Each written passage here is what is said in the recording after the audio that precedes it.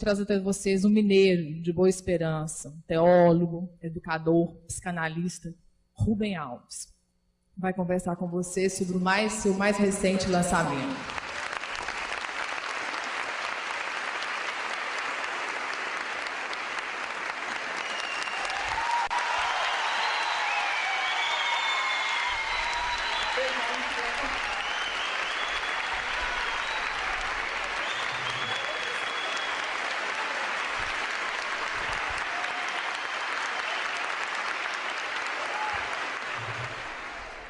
Gente, o Rubem vai falar com vocês hoje sobre o seu livro. Perguntaram-me se acredita em Deus. Uma história bacana, onde o mestre Benjamin conta sobre várias passagens, sobre várias questões da vida humana que o Rubens responde nesse livro. Agora eu passo a palavra para ele, que vai contar essa história bem melhor para a gente.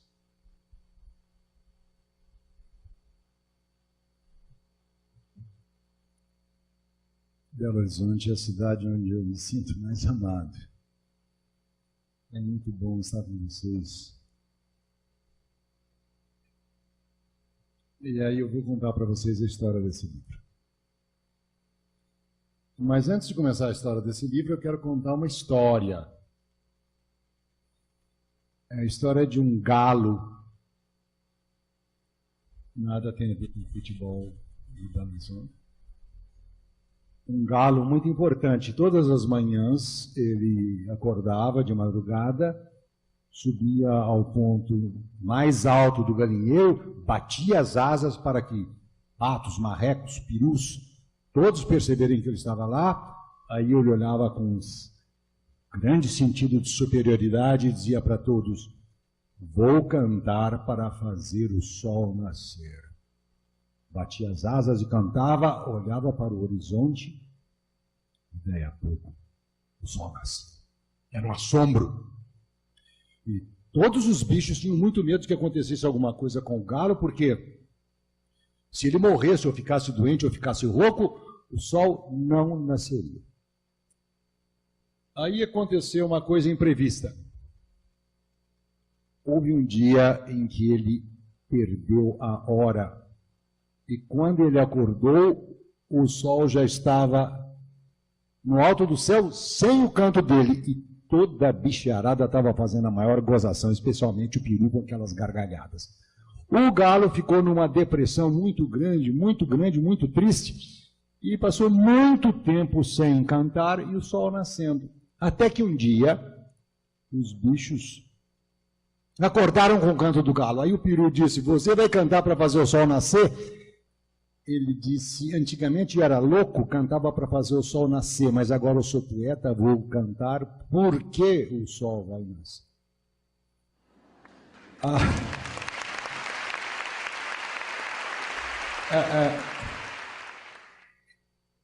Eu estou contando essa história para vocês com uma intenção teológica, né?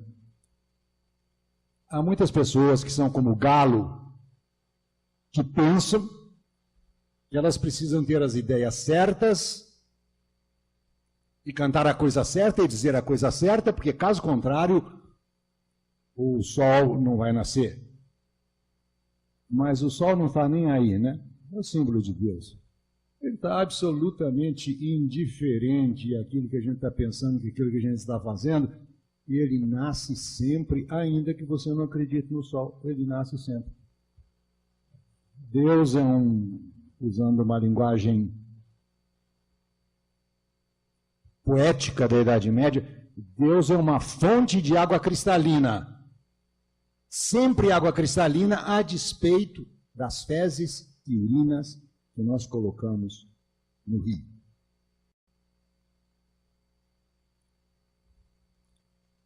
Interessante, né? Há 3 semanas, um padre jesuíta, João Sobrino, foi condenado pelo Vaticano à pena de silêncio pelo resto dos seus dias. Ele era um galo que cantava um canto diferente. E aí eu posso imaginar Jesus olhando para um passarinho e ele não gosta do canto passarinho e diz, porque eu não gosto do teu canto, eu te condeno a ficar eterno, silenciosamente. Isso foi apenas um parênteses para demonstrar minha indignação por aquilo que as religiões fazem com as pessoas.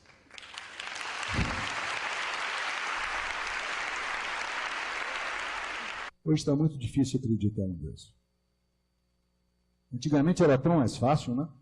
Havia milagres por todos os lugares. E todo mundo sabia que Deus existia.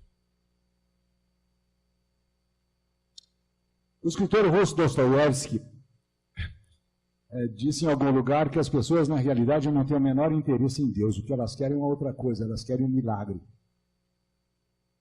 Não sei se vocês já gastaram tempo vendo os programas religiosos na televisão, em que a coisa importante é a bênção, é o milagre que Deus fez. Deus existe para nos livrar das dificuldades da vida. Mas hoje está difícil. Até o Papa está se confundindo. Ele foi a Treblinka, vocês sabem, foi aquele campo de concentração, de fóruns crematórios, e ele fez a seguinte pergunta: onde estava Deus quando isso aconteceu? Mas essa pergunta é uma pergunta herética, porque se ele pergunta onde estava Deus, quer dizer que Deus não estava lá. Se Deus não estava lá, ele estava ausente. Então Deus não é onipresente. Se ele estivesse perante o tribunal do cardeal Ratzinger, ele seria inquirido e certamente condenado ao silêncio permanente por haver feito uma pergunta tão terrível. A mesma coisa aconteceu quando houve o atentado de 11 de setembro na World Trade Center. No dia seguinte, o New York Times publicou um artigo com a seguinte pergunta, exatamente a mesma pergunta do Papa: onde estava Deus quando isso aconteceu? E a gente podia fazer várias perguntas. Onde estava Deus quando Hiroshima foi bombardeado? Onde estava Deus quando Nagasaki foi bombardeada? Onde estava Deus quando os 6 milhões de judeus foram para os fóruns crematórios? Onde estava Deus quando o tsunami aconteceu, matando mais de 200 mil pessoas?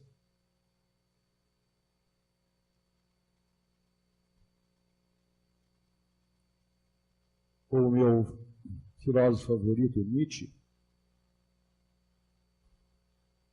disse uma coisa meio feia que eu vou repetir aqui.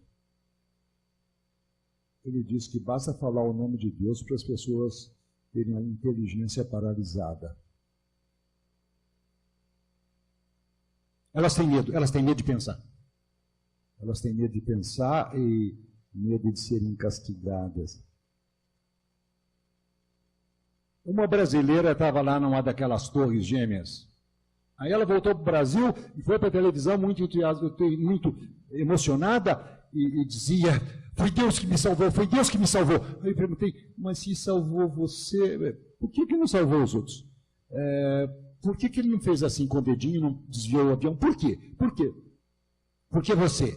Lógico, eu não perguntei isso a ela, mas ela estava com a inteligência paralisada e por isso ela não é capaz de pensar coisas sérias acerca de Deus. O Papa ora pela paz. O mundo continua em guerra. E aí eu fico pensando,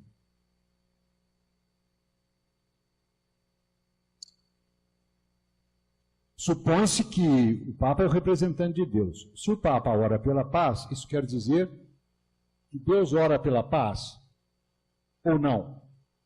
Se ele ora pela paz, é talvez porque Deus não está muito convencido. Porque se ele tivesse convencido, não seria preciso orar. Mas ele ora e Deus não atende. Quer dizer que Deus não é pela paz. Sabe, perdoem, eu estou Eu sou muito místico, eu sou religioso, mas eu quero trazer para vocês aqui algumas perguntas.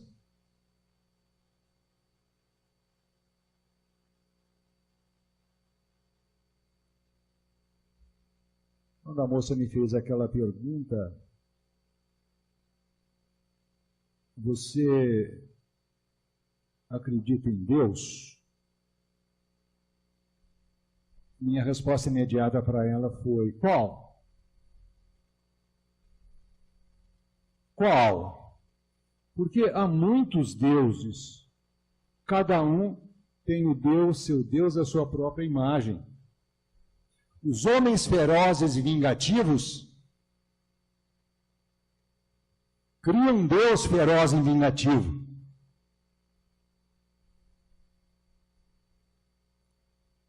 O Alberto Caeiro, que é um dos heterônimos de Fernando Pessoa, eu trouxe até o livro dele aqui, ele diz umas coisas sobre pensar em Deus.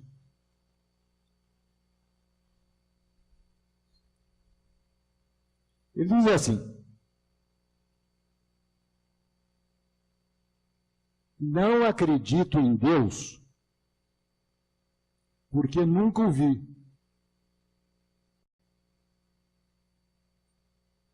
Se ele quisesse que eu acreditasse nele, sem dúvida que viria falar comigo. E entraria pela minha porta dentro dizendo-me: aqui estou. Pensar em Deus é desobedecer a Deus, porque Deus quis que não o conhecêssemos, por isso se não nos mostrou. Se vocês pensam que isso é heresia, não é heresia coisa nenhuma, isso é muito ortodoxo, porque no Velho Testamento os hebreus eram proibidos sequer de pronunciar o nome de Deus, porque Deus era um grande mistério, ninguém jamais viu a Deus. Mas agora vejo o final dessas palavras do Alberto Caeiro. Pensar em Deus é desobedecer a Deus. Ele conclui: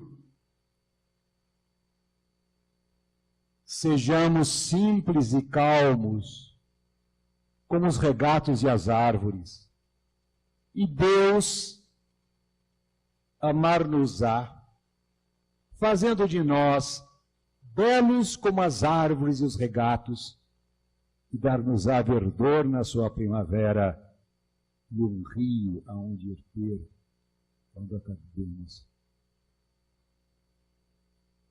Eu tenho um lugarzinho no sul de Minas, lugar chamado Pocinhos do Rio Verde, e mandei gravar esse poeminha aqui, em madeira. Quem chega lá, sejamos simples e calmos como os regatos e as árvores, e Deus amar-nos-á, fazendo de nós belos como as árvores e os regatos, e dar-nos-á verdor na sua primavera, e um rio onde ter quando acabamos. Não é interessante que um verso atrás ele dizia: não acredito em Deus porque não ouvi, e agora ele diz: e Deus amar-nos-á. Deus amar-nos-á. Por que é que nós acreditamos em Deus, hein? As crianças naturalmente não falam em Deus, as crianças são ensinadas. Papai do céu está te vendo. Que coisa, né? A gente de cedo ensina as crianças que Deus é uma presença terrível. Deus te vê. Está escrito em alguns automóveis. Eu nunca vi em nenhum carro está escrito: olha aqui, eu usei uma palavra que não existe mais. Automóvel. Eu revelei a minha idade, né? Agora só. Para os jovens, automóvel antigamente era aquilo que hoje chama carro.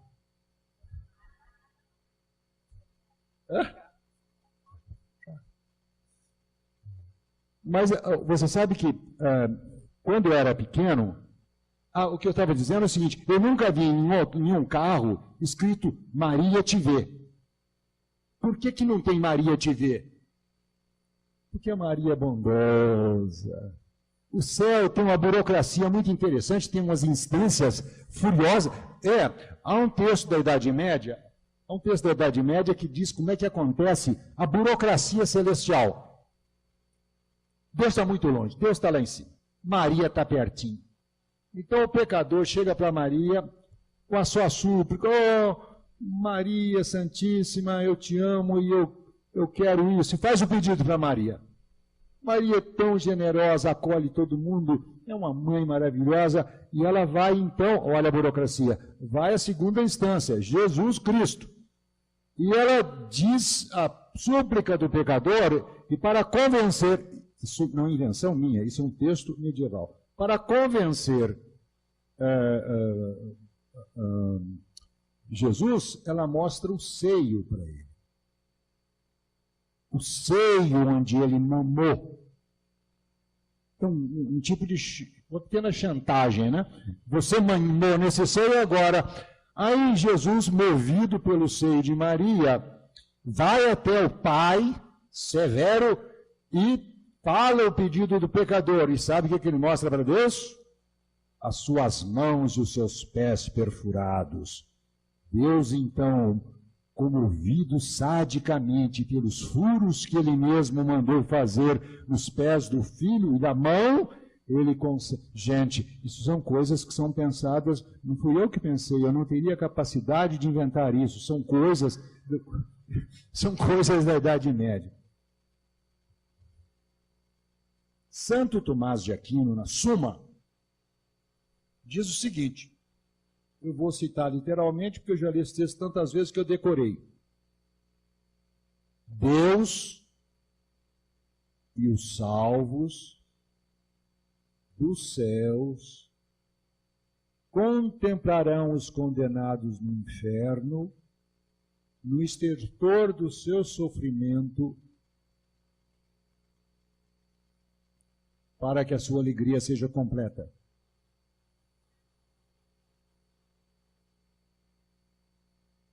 Devo dizer a vocês que essa afirmação é absolutamente lógica e absolutamente ortodoxa. Vocês querem ver?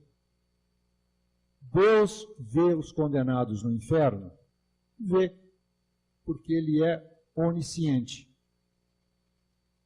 Deus fica triste com o sofrimento dessas pessoas no inferno? Não. Deus não pode ficar triste porque se eles estão no inferno, é por vontade dele, porque foi ele que fez o inferno. Não pode ter sido o diabo que fez o inferno. Porque Deus é que é todo-poderoso. Então, porque Deus é todo-poderoso e eles estão no inferno sofrendo, Deus tem de estar feliz, porque um ser perfeito como Deus não pode ser infeliz. A marca do ser perfeito é a sua própria infelicidade. A sua própria felicidade. Minha mãe era pianista. Eu comecei a ouvir música clássica desde que eu estava na barriga dela. Então a música clássica é coisa que eu respiro. Não há nenhuma desonra em não gostar de música clássica. É como a comida, a gente gosta de uma coisa e gosta de outra coisa.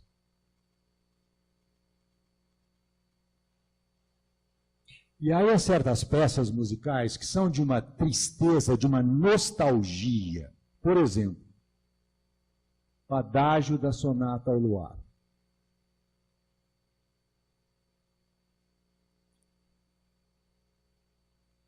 O adágio da Sonata Patética.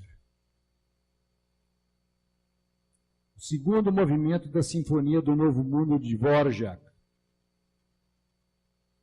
O segundo movimento do Concerto para Piano e Orquestra de Ravel.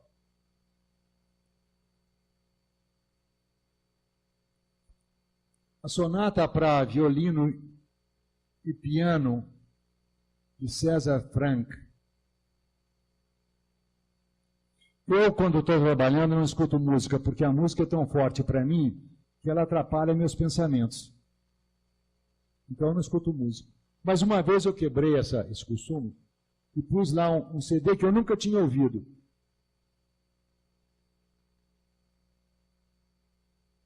Depois de 10 minutos eu estava paralisado e não conseguia escrever nada e as lágrimas começaram a me escorrer pela face. Aí eu tive de bancar filósofo e me perguntar, por que você está chorando? Por causa da beleza. O que é beleza? Ninguém sabe direito o que é beleza. A Adélia diz isso. O que é bonito enche os olhos d'água, o que é bonito enche os olhos d'água.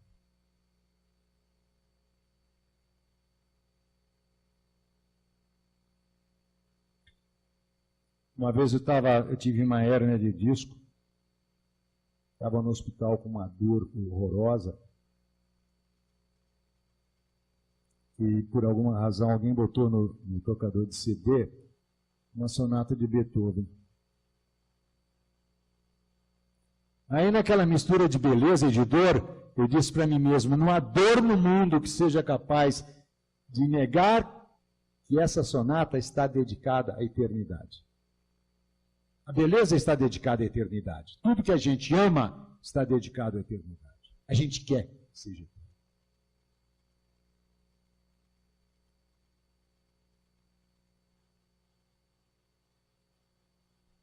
Até o canto gregoriano está dedicado à eternidade. O Papa quer restaurar o canto gregoriano. Eu estou de acordo.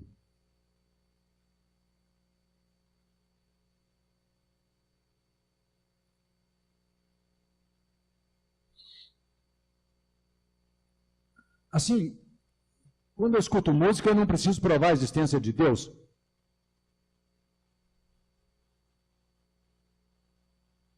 Para mim, o que é Deus é a música, é a beleza da música. É a beleza da música. A beleza é a sombra de Deus no mundo. Eu adoro a música. Mas há um outro Deus vulgar,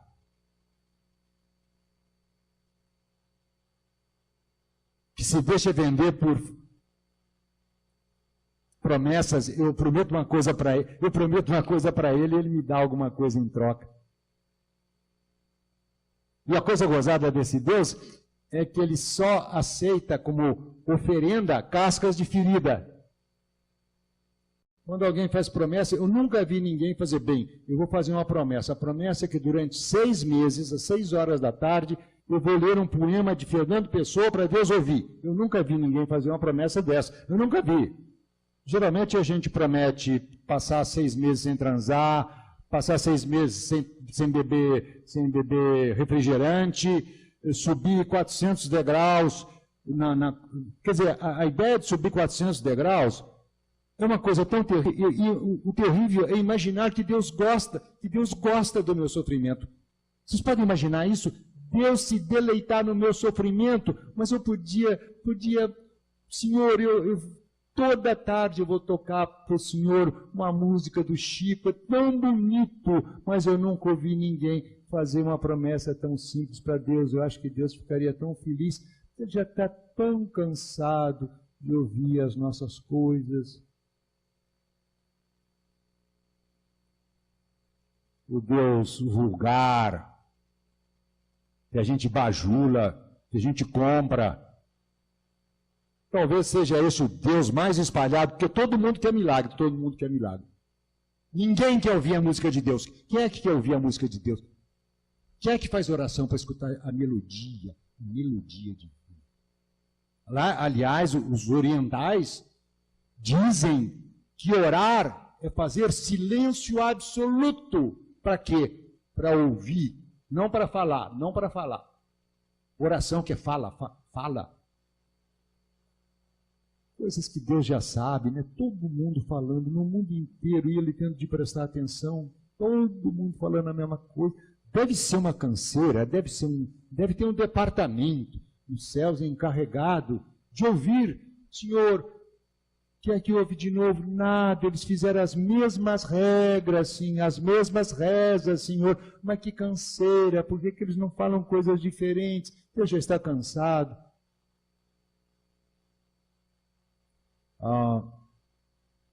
Um teólogo do início do Renascimento, se não me engano, Jacobano, que dizia que a única coisa que Deus faz é brincar. e que o paraíso é uma brinquedoteca, e que nós perdemos o paraíso quando deixamos de brincar e começamos a trabalhar. O objetivo da vida é brincar. E o amor é uma eterna brincadeira. Essa é a mensagem que está. E há outros deuses, né? Jesus conta uma história maravilhosa para dizer como é que era Deus. O texto em que Jesus fala de Deus, os religiosos deram um nome esquisito, que todos vocês conhecem, a história do filho pródigo. Mas não há razão para ser história do filho pródigo, porque são 2 filhos. Se fosse a parábola do filho pródigo, não havia razão para ter o segundo filho. Normalmente, padres e pastores silenciam sobre o segundo filho. Então, eu vou recontar essa parábola de um jeito diferente. Um pai tinha 2 filhos. O mais jovem deles disse: pai, dá-me a parte da minha herança que me pertence. O pai lhe deu a parte da herança que lhe pertencia e ele saiu pelo mundo, vivendo uma vida dissoluta, gastando tudo com as meretrizes. Gastou todo o dinheiro, ficou na miséria e acabou ganhando a vida sendo pastor de porcos. Lá no meio da sujeira dos porcos, ele se lembrou, então, quantos trabalhadores do meu pai têm comida em abundância, e eu aqui padeço de fome. Voltarei e pedirei que meu pai me trate como um trabalhador. Ele voltou. Agora, aqui é que é a alteração. Ele chega para o pai e diz: pai, peguei todo o meu dinheiro adiantado, gastei tudo, tu és credor, eu sou devedor. O pai diz para ele: meu filho, eu não somo débitos. Aí tem um filho mais velho que, vendo a festa que estava vendo na casa, chamou os empregados para saber o que estava acontecendo, e eles disseram: aquele teu irmão voltou e teu pai está dando um churrasco. E ele ficou muito bravo. E foi ao pai e disse: pai, sempre trabalhei, nunca recebi salário, tu nunca me deste nenhum cabrito para me alegrar com os meus companheiros, eu sou credor, tu és devedor.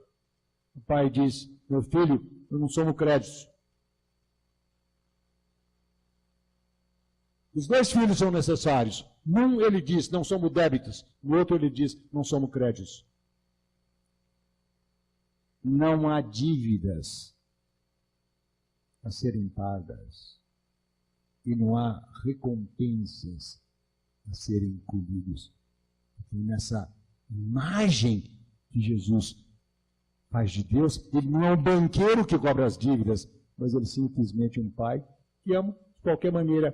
Como eu disse a vocês, é o riacho de águas cristalinas que está sempre jorrando bondade e amor. Eu estava examinando uma tela de Dürer, grande pintor, de Adão e Eva. Ele cometeu 3 erros graves na tela dele. Primeiro, ele fez Adão e Eva com umbigo.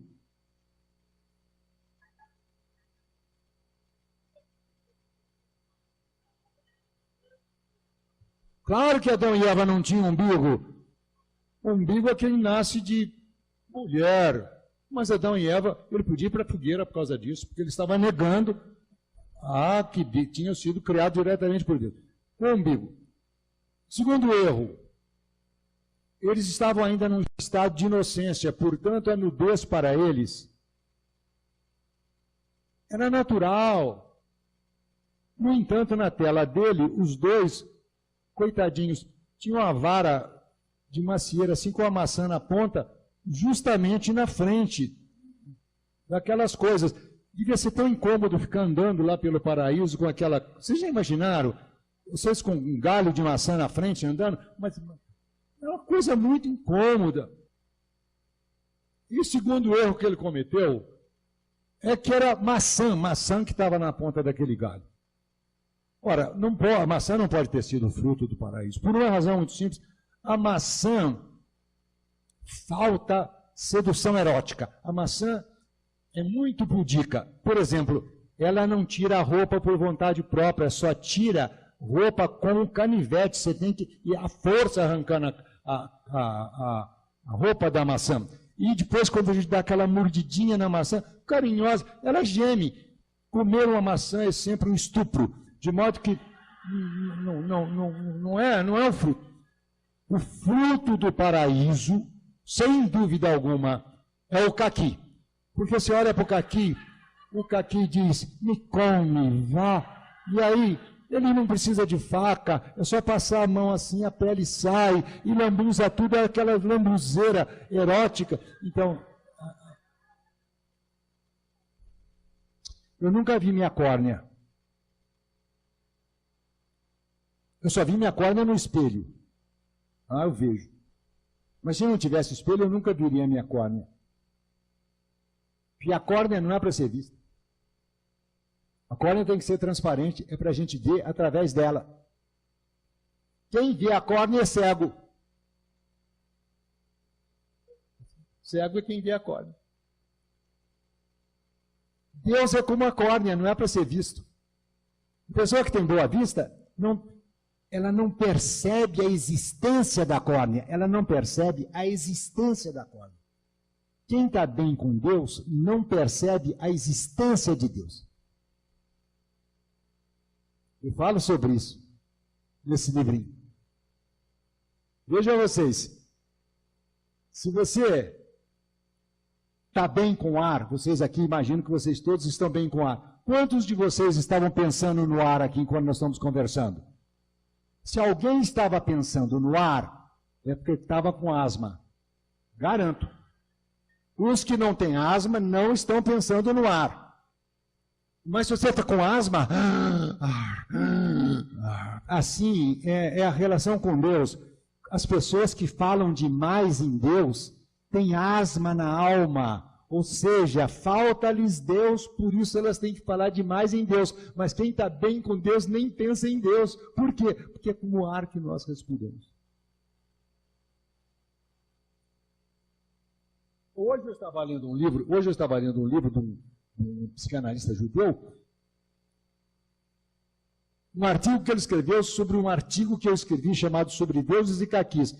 E num parágrafo lá ele disse que ele teve uma experiência de Deus tentando matar uma barata. Diz que estava na casa dele, ele chegou e tinha uma barata lá e ele ia para matar a barata corria para lá, ele ia atrás, batia, até que de repente ele parou e disse, meu Deus, essa barata está lutando pela vida dela. E aí ele foi movido por um sentimento de reverência pela vida, porque dentro dela estava dentro das baratas. Isso é uma coisa daquele Albert Schweitzer, não sei que criou a coisa, reverência pela vida. Todas as coisas vivas são sagradas. Aí, depois que eu perguntei para aquela mulher qual Deus, e ela não soube responder, eu disse para ela, eu vou te recitar um pequeno poema um verso do Chico Buarque. Saudade é o revés do parto. É arrumar o quarto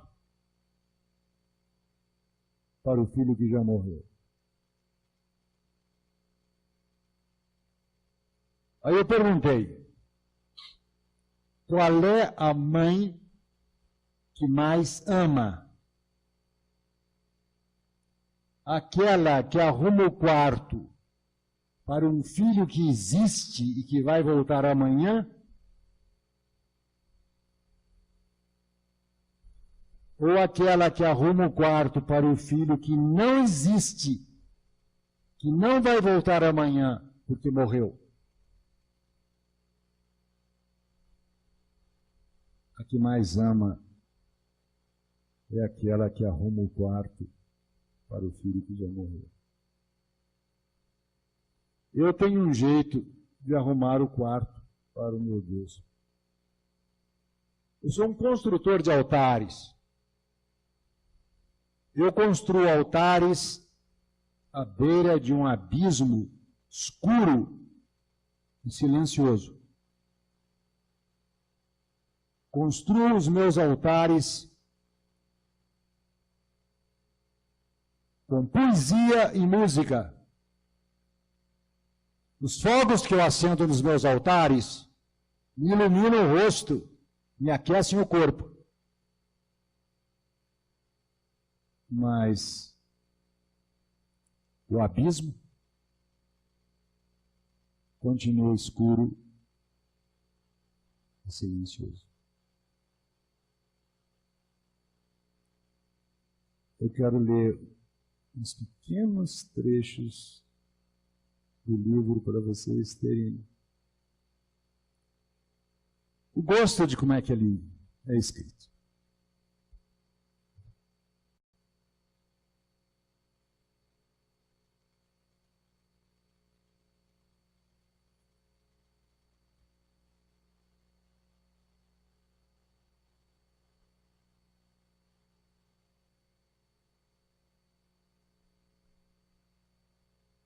Quando a gente pega os textos sagrados, seja o Corão, seja a Bíblia, a gente está com um texto escrito, mas não sabe que antes de ser escrito, aqueles textos foram histórias que eram contadas. As aldeias se reuniam em torno de um contador de histórias e ele contava as histórias. Então eu imaginei essa situação, um contador de histórias, um sábio, a quem eu dei o nome de Mestre Benjamin. Não me perguntem por que eu escolhi esse nome, eu não sei.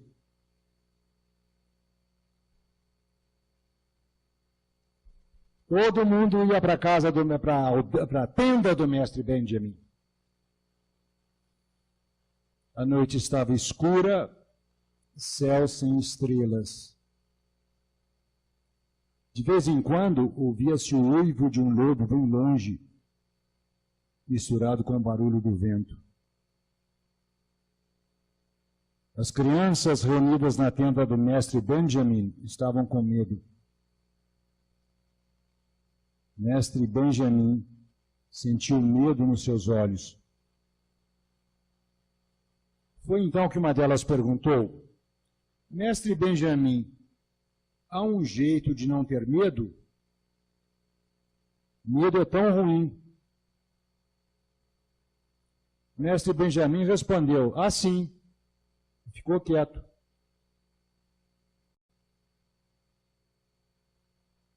Veio então a outra pergunta: qual é esse jeito?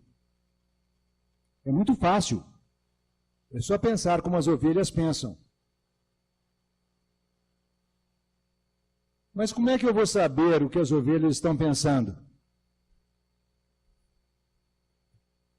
Mestre Benjamin respondeu: quando, durante a noite, as ovelhas estão deitadas na pastagem, os lobos estão à espreita, e eles uivam. As ovelhas têm medo. Mas aí, misturado ao uivo dos lobos, elas ouvem a música mansa de uma flauta. É o pastor que cuida delas e não dorme nunca. Ouvindo a música da flauta, elas pensam: há um pastor que me protege. Ele me leva aos lugares de grama verde e sabe onde estão as fontes de águas límpidas. Uma brisa fresca refresca minha alma. Durante o dia ele me pega no colo e me conduz por trilhas amenas. Mesmo quando tenho de passar pelo vale escuro como a morte, eu não tenho medo. Sua mão e seu cajado me tranquilizam. Enquanto os loibos uivam, ele me dá o que comer. Passa óleo perfumado na minha cabeça para curar minhas feridas e me dá água fresca para sarar o meu cansaço. Com ele não terei medo eternamente. Mestre Benjamin parou de falar. Os olhos de todas as crianças estavam nele. Foi então que uma delas levantou a mão e perguntou: e os lobos, eles vão embora? Eles morrem? Os lobos continuam a uivar e continuam a ser perigosos. O pastor não consegue espantar todos eles, e por vezes eles atacam e matam. Mas as ovelhas, ouvindo a música da flauta do pastor, dormem sem medo. Não porque não haja mais perigo, mas a despeito do perigo. Não há jeito de acabar com o perigo, mas há um jeito de acabar com o medo. Coragem é isso. Dormir sem medo a despeito do perigo. As crianças voltaram para suas tendas e dormiram sem medo, pensando os pensamentos das ovelhas. De vez em quando lá fora, ouvia-se o uivo de um lobo faminto. Desde então tornou-se costume contar ovelhinhas para dormir.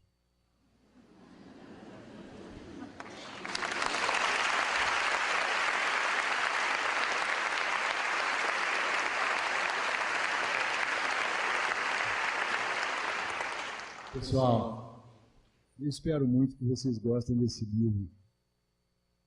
Ele foi feito com... Eu diria que eu quase escrevi esse livro para crianças, sabe? E eu acho que, de alguma maneira,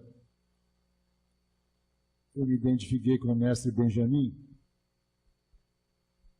E eu quero ler... Eu não devia ler, né? Porque lendo, eles não compram o livro. Mas eu vou ler aqui a parte final. Porque o mestre Benjamin foi contando histórias e contando histórias. Vocês viram que aquele salmo que eu li é o Salmo 23, escrito, pensado pelas ovelhas. E tem a história do dilúvio, tem várias outras histórias contadas de um jeito completamente diferente. E vocês vejam, quando a gente pensa a história do dilúvio do jeito que está na Bíblia, a gente corre o perigo de pensar coisas ridículas. Por exemplo, se você pensar que todos os animais foram para dentro da arca, a arca tinha que ser uma coisa tão fantástica, tinha até dinossauro lá dentro, né? E você sabe que uma vez uma criança, essas crianças, perguntas que as crianças fazem, diz, se na arca tinha onça, tigre e leão, por que é que eles não comeram as ovelhinhas? Uma pergunta muito séria. Vocês já imaginaram a quantidade de estrume que se ajuntou na arca? E ela era fechada, a quantidade de comida, não era só 40 dias de chuva, depois são mais de 200 dias até, era uma coisa absolutamente fantástica. Mas então, numa palestra sobre educação, eu falei sobre as perguntas inteligentes da criança e comentei essa coisa, a razão por que os tigres não comiam as ovelhinhas. Aí eu recebi uma carta de uma pessoa, ou um e-mail, eu não me lembro direito, é uma pessoa muito religiosa, que ficou preocupada com a minha pergunta, e ela disse o seguinte, que os tigres e as ovelhas, os tigres e os leões não comeram as ovelhinhas, porque Deus suspendeu provisoriamente a sua ferocidade. Aí eu perguntei, mas se ele suspendeu provisoriamente, por que já não suspendeu definitivamente? Porque aí os leões e os tigres iam só comer capim e as ovelhas podiam viver em paz. Então, é preciso a gente repensar essas histórias, né? Tem a história do peixe que engoliu Jonas. E é uma coisa tão fantástica, porque diz do peixe que lá na barriga Lá na barriga do peixe, se eu estivesse na barriga do peixe, eu que tenho um pouco de claustrofobia, espremido lá nas tripas do peixe, no estômago do peixe, e eu ia ficar desesperado. Jonas, na barriga do peixe, escreveu um poema, tem um poema lindo que ele escreveu na barriga do peixe. Então, esses textos, vejam vocês, que eu não estou diminuindo o texto, eu estou dizendo o seguinte: se vocês lerem esses textos literalmente, eles ficam ridículos, eles são para ser lidos poeticamente. Eu quero ler o finalzinho do livro para vocês.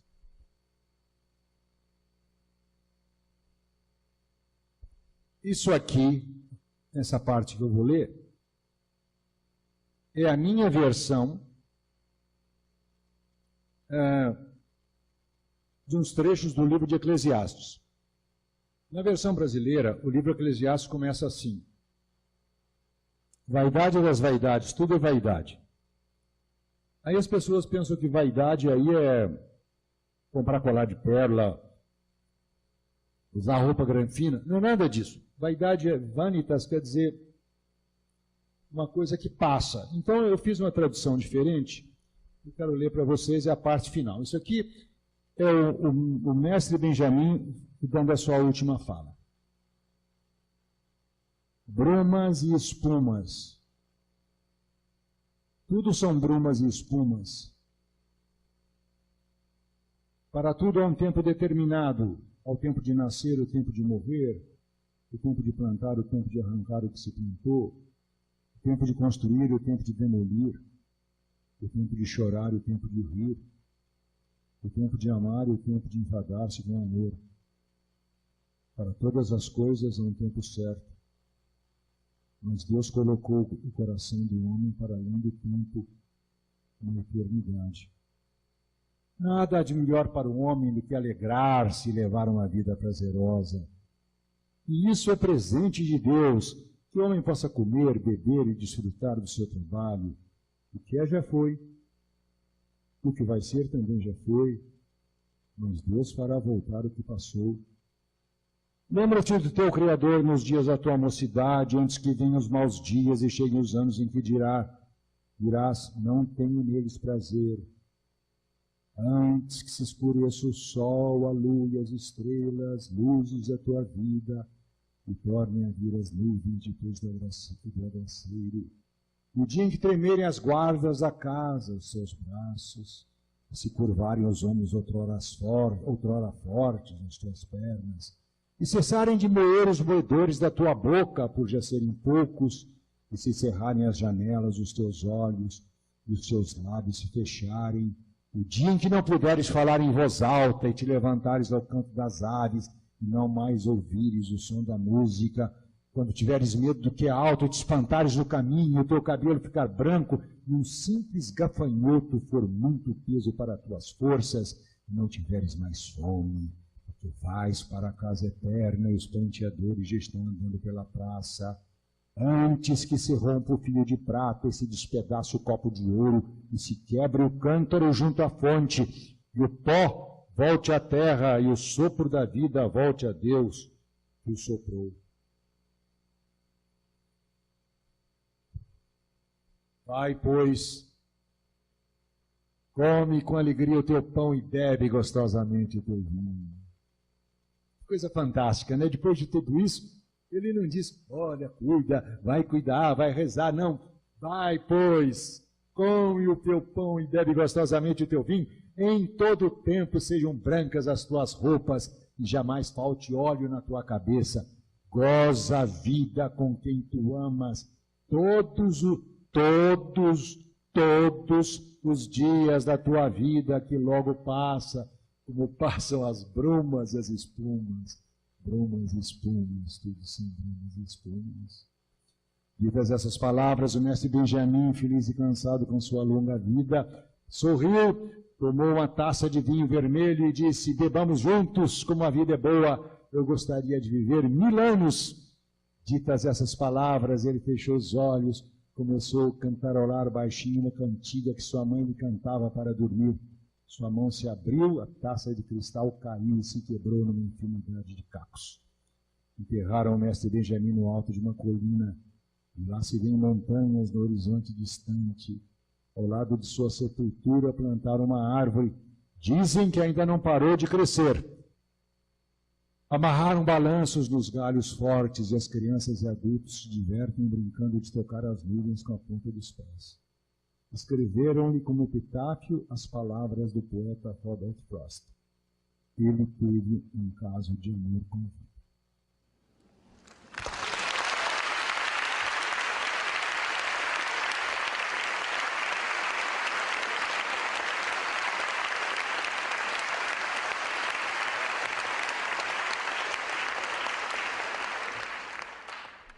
Gente, eu vou interromper o Rubem aqui um pouquinho para dizer o seguinte: vocês receberam uma ficha de inscrição, tá? Eu queria que vocês entregassem na lateral aqui para os meninos que já estão recolhendo, tá certo? Quem não preencheu, eu espero que preencha, porque vamos estar recebendo a programação do Simplificar. Eu queria deixar aqui para vocês um convite. No dia 16, estamos fazendo o lançamento do documentário A Vida é um Sopro, a história de Oscar Niemeyer. Então, todos vocês estão convidados. O lançamento será 21h15 no Belas Artes, no dia 16. E no dia 17, no Assis Clear, no lançamento do livro O Texto ou a Vida, aqui nesse local, na Sala Juvenal Dias. Ok? Todos vocês estão convidados. A Rai me disse que me interrompeu. Ela não interrompeu, eu tinha terminado.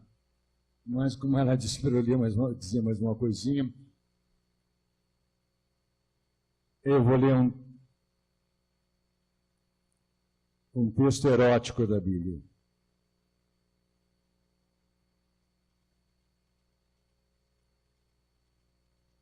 Palavra do Senhor. Palavra do Senhor.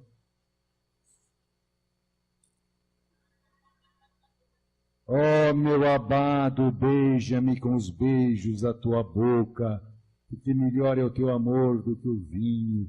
Dize, meu amado da minha alma, onde apacentas o teu rebanho, para que eu não ande eu vagando perdida. Como és formoso, amado meu, como és amável, eu sou a rosa de Sharon, o lírio dos lábios.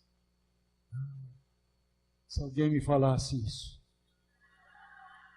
Querida minha, formosa minha, levanta-te e vem, porque eis que passou o inverno, chegou o tempo de cantarem as aves, e a voz da rola ouve-se agora em nossas terras, a figueira começou a dar figos, e as vides em flores exalam seu perfume. Como és formosa, querida minha, como és formosa, teus olhos são como pombas, e brilham através do teu véu, os teus lábios são como um fio escarlata, e as tuas faces como a romã partida. Arrebataste-me o coração com um só dos teus olhares. Os teus lábios destilam mel, mel e leite se acham debaixo da tua língua. Os meneios dos teus quadris são colares trabalhados pelas mãos de um artista. O teu umbigo é uma taça redonda, a que não falta bebida. O teu ventre é um monte de trigo cercado de lírios. Os teus seios são como os cachos da videira, e aroma da tua respiração, uma das maçãs. Vem, ó meu amado, já despi a minha túnica.